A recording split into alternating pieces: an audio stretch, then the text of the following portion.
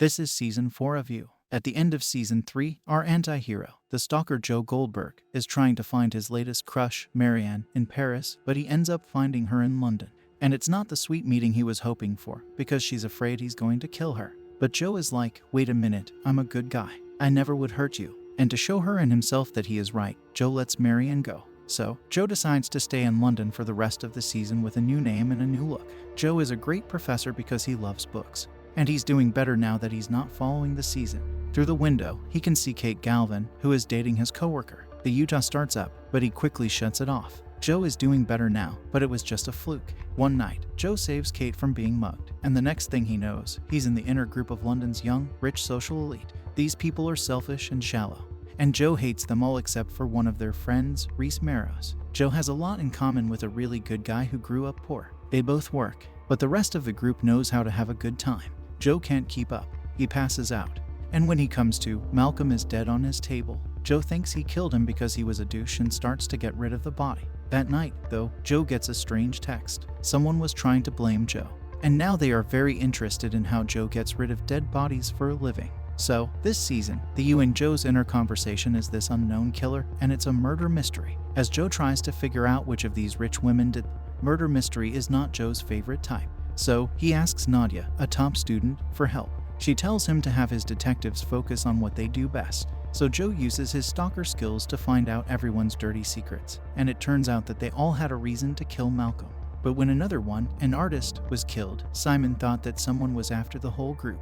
This person is called the Eat the Rich Killer. Now, for some reason, everyone in this group except one has taken to their new friend Jonathan very quickly. Joe does like Kate, though. She is very rude and has good reason to be upset because her boyfriend was just killed. But soon, she and Joe bond over bad things that happened in the past and start dating. So, since the killer is after them, they hide for the weekend at Lady Phoebe's country house and have a murder mystery party, which might not be the best idea. And, as is usually the case, there is a real murder. This time, the killer is trying to put the blame on Kate. Joe helps Kate get rid of the body, but their other friend sees him. Roald doesn't like Joe because he's crazy about Kate and jealous that she's falling in love with Joe. So, as they eat the rich killer, he puts Joe on trial and sends him to be hunted in the woods. But Ree Montrose, the real killer, saved Joe. Yes, it turns out that Ree doesn't like how spoiled his friends are, so he's going to run for mayor. Can't let their dirty little lies ruin his campaign. He wants Joe to help him figure out who did the killings.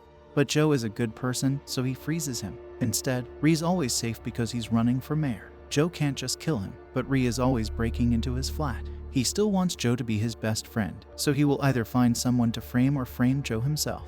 Phoebe's stalker took her away at a good time, so Joe gets there first and starts to plan some proof. She is known as the person who killed Ether Rich. Now that that's over with, Rez backs off a bit, and Joe and Kate keep dating. Soon, he meets her father, Tom Lockwood, who is a billionaire with a lot of power. Kate doesn't like him because he's a bad person. When Kate isn't around, he tells her that he knows Joe's real name and is sure that Joe killed his wife. Love Gwen. Now, the short version is that both Rez and Lockwood want Joe to kill the other. Reese has a lot of power now that he has found Marianne and is holding her as a hostage. But Lockwood says, hey, I know where Reese is alone. So Joe is finally able to beat the killer, Reese Montrose. He questions him from where Marianne is, but Reese acts like he doesn't know anything. I have no idea who that is. Joe loses control of his anger and kills him. But now that Reese Montrose comes out of the dark, something really strange happens. Hey, what's going on? Is this a setup with a twin who looks the same? It's just that classic turn. It seems Joe is thinking about this Rez Montrose. This season, Joe has been following someone. This is the real Montrose. He ended up not as a boyfriend or girlfriend, but as a best friend. And Joe's mind made him into a different person who takes over and kills other people. So, good job, Joe. You finally took a full break from your mind, which is why you've been so good this season. You made fake Reese out of your dark side. This is bad news because it shows that Joe did not let Marianne go. She can't get out of the cage. He's like, I'm so sorry. It wasn't me at all. Joe plans to let her go and then leave the country. But before he can, she dies from taking too many of the pills that make up his Reese image. And Joe feels awful that he's killed someone again. You like to talk about love. Things are going well with Kate.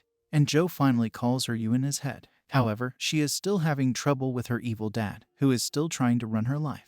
And it turns out that she, when she worked for him, was the one who killed the kids with cancer. So Joe steps in with his white knight senses and works with his dark side to kill her evil father. Even though Joe thinks Kate might be the person he knows, he has to say. He has a dream in which all of his past experiences help him. See, Joe, the trouble is you. There's only one way to break the loop, so Joe has an emotional release and realizes he has a bad side. He decides to end it by jumping off the bridge and killing himself. The bridge wasn't tall enough, though. Joe is doing just fine. Kate is like, dude, what the hell? He says, sorry, Kate, but I'm a bad person. She does say, though, that you can't be very bad if you feel bad about being bad. I had never looked at it that way before. She says, look, I have a dark side too, but we both want to be good, so let's work together and keep each other safe. But before he can start his new life, he needs to finish something with one of his students. Because of a chain of events, Nadia has been suspicious of him for a while. She found Marion in the basement, but they chose not to call the police for no reason at all. So, they changed the pills and Marion pretended to die. She's fine, she's fine. She and her daughter made it back to France. But now Nadia has the proof she needs to bring Joe down. Joe is one step ahead, which is bad, but he says, well, I'm a good person now. I'm not gonna kill you, but I will kill your boyfriend and make it look like you did it. So, you are. And now Joel Goldberg is ready to start over, which means he has to shave his beard with his rich girlfriend Kate's help. He can change his fake death back to his real name and come back to life. He has come to accept that his dark passenger is a part of him, but he thinks that with Kate's help he can manage it and be good. So, Joe Goldberg is back in New York living his dream with a loving woman. He can also be a boyfriend who is there for you all the time. Now that he has billions of money to back him up, all of his sins have been totally forgotten. And that's where the 4th season ends.